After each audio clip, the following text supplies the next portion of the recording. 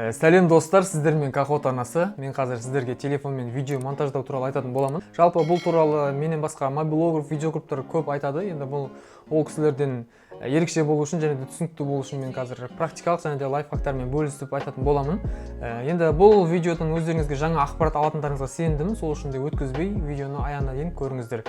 Олай болса біз көп созбай бастаймыз. Андай бір быдыш деп андай музыка қойып, істемей қойып, бірден бастап кете берейік сразу. Олай болса, монтажға кірмес бұрын алдымен видеоны түсіру туралы және де переход туралы айтып кетейін. Енді түсіру деген алдыңғы сабақта айтылғандай композиция, ракурс, план деген осы ережелермен түсіріңіздер. Және де переход, ол переход дегеніміз, мысалы, екі видеоның бір-бірімен жалғануы. Мысалы, келесі видео мына жақтан шығады, болмаса мына жақтан шығады, жоғарыдан келеді, болмаса бұлдырап кетіп, келесі видео шығады деген сияқты. Соны переход дейміз. Жалпы ол переходты қолданатын жер болады, қолданбайтын да жер болады. Мысалы, мынандай видеоларға қолданбай қойуға болады.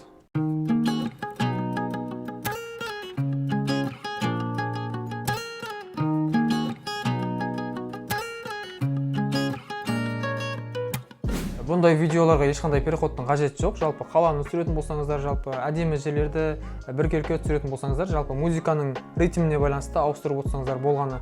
Ал егер переходты қолданатын болсаңыздар, мына приложениедегі екі видеоның арасындағы плюс деген бар, соны басатын болсаңыздар, переходтар шығады. Неше түрлі ол приложениедегі переходтарды қолданғанға қарағанда өзіміздің ручной переходтар әдемірек көрінеді. Мысалы, өзіміздің қолымыздан жасаған переходтар. Оны қалай айтсам болады? Мысалы, мен видео түсіріп келе жатырмын. Бірінші видеода осылай түсіріп келдім да солға қарай бұрып қалдым. Бірінші видеода. Ал екінші видеода сол оң жақтан бастап видеоға келіп төмен түсіріп қалдым. Одан кейінгі видеоны жоғары жақтан бастап осылай түсірдім. Енді ол түсінікті болу үшін келесі видеоны көріңіздер.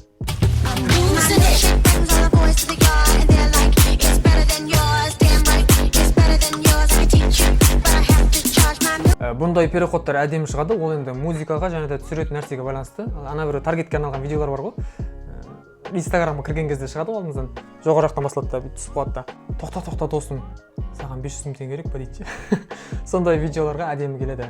Сосын мынандай ручной переходтар бар. Мысалы, мына жерде түсіріп келе жатасыз, былай жылжып келеді, мына жерде ағаш болсын, бірдеңе басқа нәрсе болсын, жалпы соның артына кіріп кетіп, басқа жақтан бір нәрсенің артынан шықсаңыздар, ол да бір ондай переходтар да видеоға бір әдемілік береді. Ондай видеолар енді Инстаграмда надан дейді. В общем, надан. Көп енді оған мысал ретінде мына видеоны қараңыздар.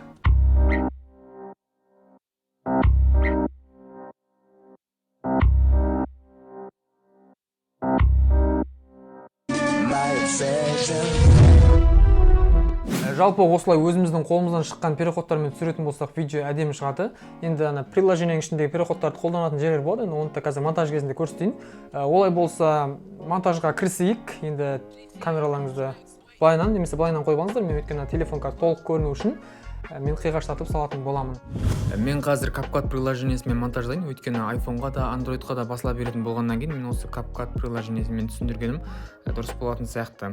Алдымен новый проект басамыз, ішіне кіреміз. Осы жерден өзімізге керекті видеолар таңдап аламыз. Мен ала салайын осы жерден. Осылай таңдап аламыз, добавитті басамыз. Осы жерден видеоны қысқартып, музыка қойып, текст жазып, стикер, эффект барлығын осы жерде жасаймыз. Ең алдымен біз музыка қойып алайық, сол музыкаға байланысты монтаждайтын боламыз. Музыка қою үшін астыңғы жағында звук деген нәрсе тұр, соның үстін басасыздар. Осы жерде бірінші тұрған звуки деген ол телефонның ішіндегі музыкалар, яғни ол тек андроидтарда ғана болады, өйткені андроидтарға музыка сақталады, тартып алады деген сияқты. Ондай iPhone-ға болмайды. Екінші эффект ол приложениенің ішіндегі сигнал, звуктар. Үшінші ол видео, яғни видеодағы музыканы аласынан ішіне кіретін болсаңыз, видеолар шығады, соның ішінде бассаңыз, соның тек музыкасы ғана алынады. Төртіншісін басатын болсаңыздар, ол өзіміздің запись. Енді мен iPhone болғаннан кейін бұл жерден ешқайсысын таңдай алмаймын, сол үшін мен Telegram-мен музыка қоя салайын.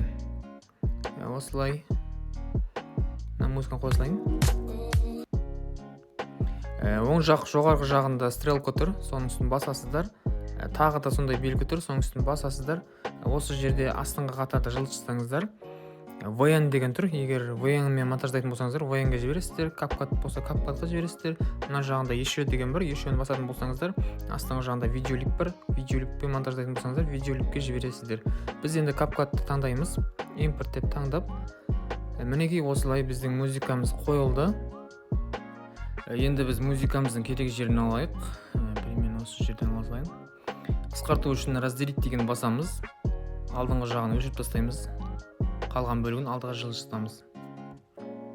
Сонда осы жерден басталатын болады бізде ән.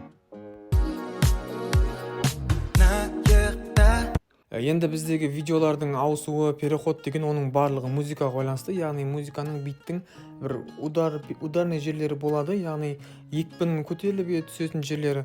Сондай жерлерде тыңдап отырсаңыздар өзі түсінесіздер, қандай жерлерінде екпін берілетіні. Сол жерлерден видеоларыңызды ауыстырсаңыздар, видеоларыңыз әдемі шығады. Мысалы, мына видеоны көрейік, қалай екен. Мына видеода мына сөздің басталған жеріне екпін түсіп тұр. Сол үшін видеоны сол жерден қысқартып бастаймыз. Қысқарту үшін видеоның үстін басып, разделить деген бар, соны басатын болсаңыздар, ортасы бөлінеді, қалған бөлікті удалить етіп өшіріп тастай аласыздар.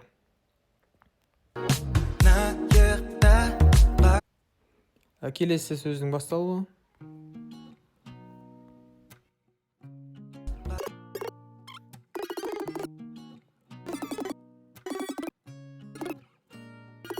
Міне біз музыканың арғағына байланысты видеомызды қысқартып алдық. Бізде мынандай видео шықты.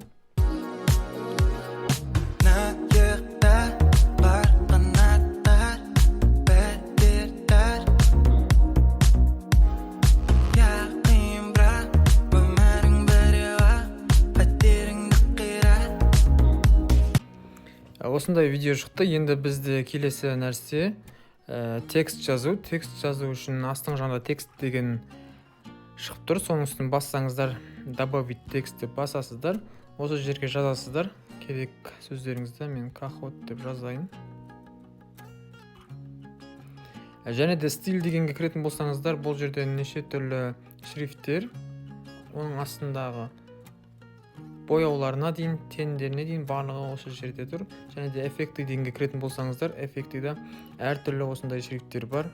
Енді мен осы жерден біреуін таңдай салайын әшейін. Мынаны ала салайын.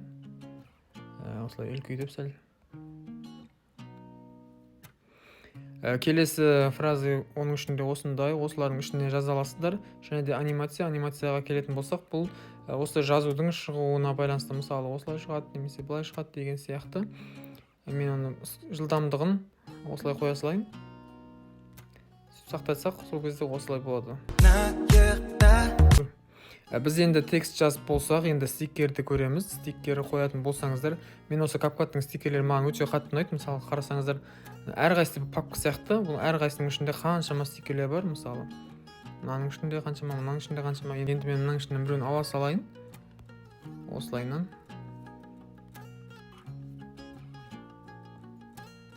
Жалпы стикерді осының ішінен таңдасаңыздар өте әдемі. Енді біз стикер қойып болсақ, келесі бізде эффект. Жалпы осы CapCut'тың стикері, эффекті барлығы маған өте қатты ұнайды, өйткені бұның ішінде өте көп. Мынаны қараңыздар, мынаның өзінде екіге бөлініп тұр. Бірінші видеоға арналған эффекттер, екіншісі для лица дейді. Бұл адамның түрін мультфильм қылатын, 3D, жалпы осындай нәрселер.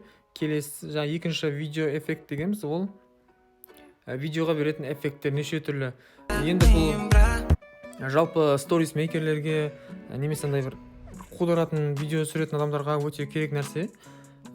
Өйткені бұл жерде неше түрлісі бар. Тіпті рамка осылай қойыпты.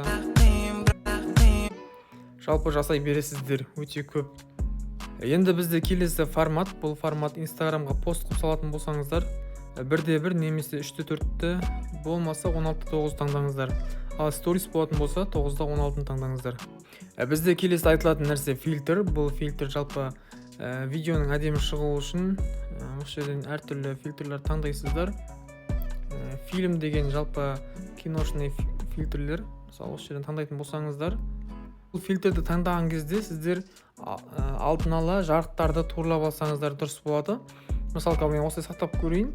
Настроить деген бар, соны бассаңыздар, осы жердің жарығы, сапасын барлығын осы жерден жасасаңыздар болады. Жарығын қосып сәл сосын резкс деген бар, соған кірсеңіздер бұл видеоның сапасын арттыратын нәрсе. Мысалы қатты қоятын болсаңыздар быжырлап кетуі мүмкін. Мысалы осылай, сол үшін де бұны 20-дан асырмай қойыңыздар, осы жерге қойыңыздар. Мінекей осылай жарығын, фильтр барлығын осылай асықпай отырып түзеп жасасаңыздар видеоларыңыз өте әдемі шығады. Ешқандай қиындығы жоқ. Әбден иншотқа үйреніп қалған кісілер басында CapCutқа келген кезде шамалы қиналып қалатыны бар, бірақ сәл монтаждап көрсеңіздер, бір-екі рет монтаждағаннан кейін қолдарыңыз үйреніп кетеді. Ешқандай қиын емес. Олай болса, құрметті достар, біз сабақтың соңына жеттік. Видеоны аяғына дейін көргендеріңізге үлкен рахмет. Жалпы сабақ ұнаса, сөздерім түсінікті болса, лайк басып, комментарий жазып, каналға тіркелсеңіздер, және де комментарийға түсінбеген жерлеріңізді, алда уақытта қандай тақырыпқа видео түсірейін, сол туралы жазсаңыздар, мен сіздерге міндетті түрде жауап қайтарып, сол туралы сабақ түсіретін боламын. Мен қазір жалпы монтаж туралы айттым, енді алда уақыттанда креативті монтаждар туралы айтатын боламыз. Хромакей, маска, 3-4 адам болып кететін, жалпы ерекше дүниелер туралы көрсететін боламын. Олай болса, сіздер қолдауларыңызды аямаңыздар, лайктарыңызды басыңыздар, комментарийларыңызды көп-көптен үйіп жазыңыздар. Мен келесі сабаққа дайындалайын. Олай болса, келесі кездескенше сау саламатта болыңыздар.